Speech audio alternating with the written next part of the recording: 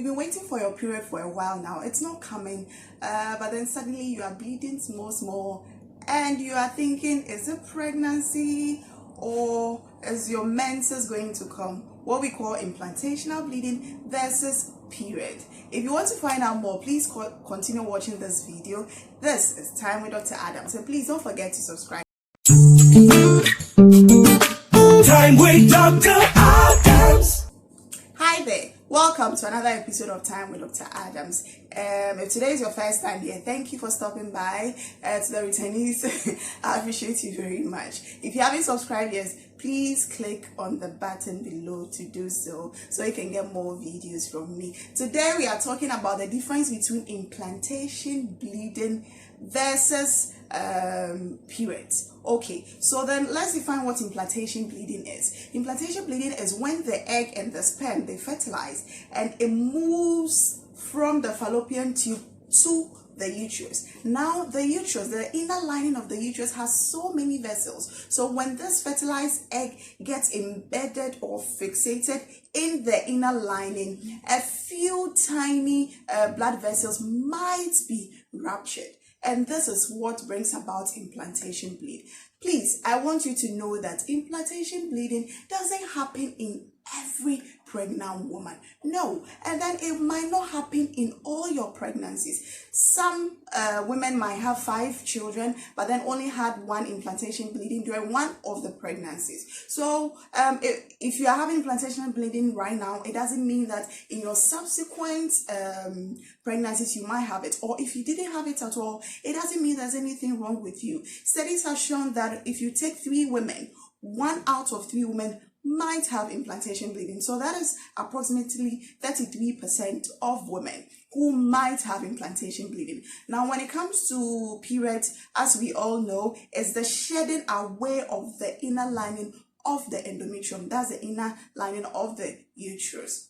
Now that we know what implantation bleeding is and periods are, let's move on straight to the differences between them. Second difference is the timing of the bleeding. When it comes to implantation bleeding, it happens 6 to 14 days after ovulation.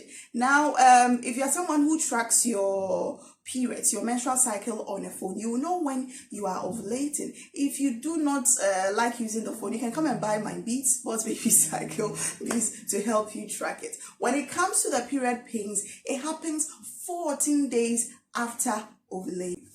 3. Color of the bleeding. Implantation bleeding, the blood you see will be light red, or we can say baby red or pink. Then it can also be brownish. However, in periods bleeding, the bleeding will be very bright. It will be bright red. That's the main difference when it comes to the color. 4. Flow of the bleeding. When it comes to implantation bleeding, the bleeding will be just coming in spots. It is not heavy. However, in periods bleeding, the bleeding will be consistent and it will be getting heavy as the days come by. So remember, implantation bleeding, just spotting, and even if it's bleeding, it's just small. It won't increase as the days goes by. However, when it comes to period bleeding, it will increase, it will be continuous and progressive bleeding. 5. Consistency of the blood. When it comes to implantation bleeding, it will be more watery. You know, I said the color might be pink or brownish. It will be a bit watery, not so heavy, not so thick. However, period bleeding will give you thick and heavy flow.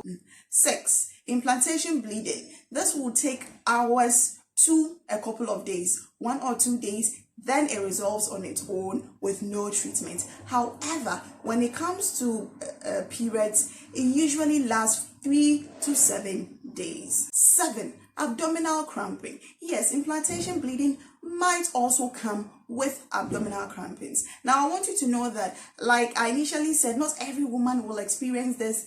You might also have implantational bleeding without any cramps. However, there are some people who have menstrual cramps, and there are others who also do not have cramps. So when it comes to these abdominal cramps, it might be present in implantational bleeding or might not, and same with period. The other thing I want to say is Other symptoms that may accompany implantational bleeding might also be seen in period as well. For example, nausea, vomiting, mood swings. There are some people who might experience all this when they are menstruating, and there are others who do not experience this. So if you are part of the population of women who do not experience nausea, vomiting, mood swings when in your menses, but then you suddenly start feeling that, then probably you might be pregnant. Okay, so like I always say, to be sure that you are pregnant and what you are having is